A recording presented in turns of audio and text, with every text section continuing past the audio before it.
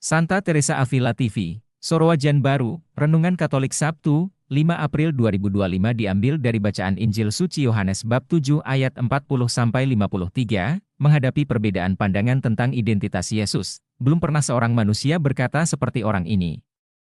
Yohanes bab 7 ayat 46, firman Tuhan dalam kitab suci Injil Yohanes bab 7 ayat 40-53 menggambarkan perpecahan di antara orang-orang yang mendengarkan ajaran Yesus mengenai identitasnya. Setelah Yesus berbicara, beberapa orang di antara orang banyak berkata bahwa dia adalah nabi yang dinubuatkan, sementara yang lain berkata bahwa dia adalah Mesias. Namun, ada juga yang meragukan dan berkata, masakan Mesias berasal dari Galilea? Pertanyaan ini muncul karena orang-orang Yahudi tahu bahwa kitab suci mengatakan Mesias akan datang dari keturunan Daud dan berasal dari kota Betlehem, tempat Daud berasal. Mereka tidak memahami bahwa Yesus memang dilahirkan di Betlehem dan berasal dari keturunan Daud. Ketidakpahaman ini memicu perpecahan di antara orang banyak mengenai siapa Yesus sebenarnya. Sementara itu, para penjaga yang dikirim oleh para imam kepala dan orang-orang Farisi untuk menangkap Yesus kembali dengan tangan kosong.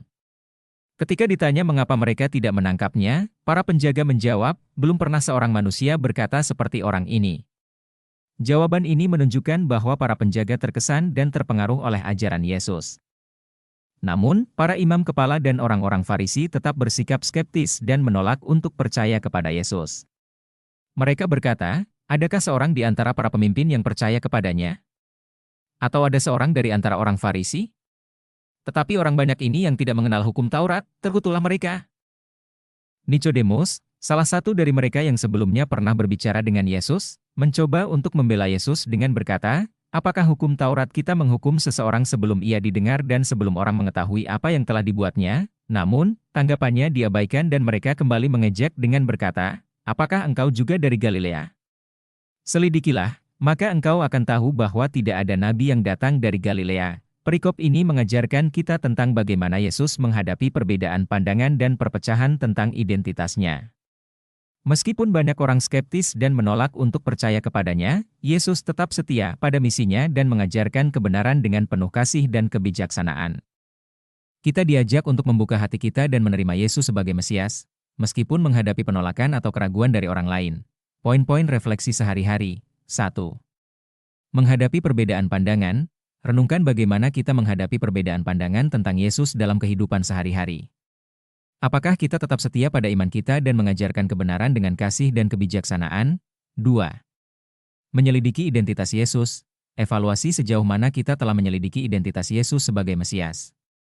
Apakah kita membuka hati kita untuk memahami kebenaran tentang Yesus melalui kitab suci dan ajaran gereja? 3. Menerima Yesus sebagai Mesias. Bagaimana kita bisa lebih menerima Yesus sebagai Mesias dalam hidup kita? Apakah kita percaya pada ajarannya dan mengikutinya dengan hati yang tulus? 4. Menghadapi skeptisisme dan penolakan, renungkan bagaimana kita bisa menghadapi skeptisisme dan penolakan dari orang lain ketika berbicara tentang Yesus. Apakah kita tetap tegar dalam iman dan menunjukkan kasih Kristus dalam setiap situasi? 5. Menjadi saksi kasih Kristus, bagaimana kita bisa menjadi saksi kasih Kristus di tengah perpecahan dan perbedaan pandangan? Apakah kita siap untuk berbicara tentang kebenaran dengan kasih dan kebijaksanaan, seperti yang ditunjukkan oleh Yesus? Dengan merenungkan dan mengamalkan pesan dari Injil hari ini, kita diajak untuk memperkuat komitmen kita dalam menghadapi perbedaan pandangan dan menerima Yesus sebagai Mesias. Marilah kita selalu mengandalkan kasih dan bimbingan Kristus dalam setiap langkah hidup kita, sehingga kita dapat menjadi saksi kasih Tuhan di dunia. Thank you for watching. Join dan subscribe Instagram, Facebook dan YouTube Revival One.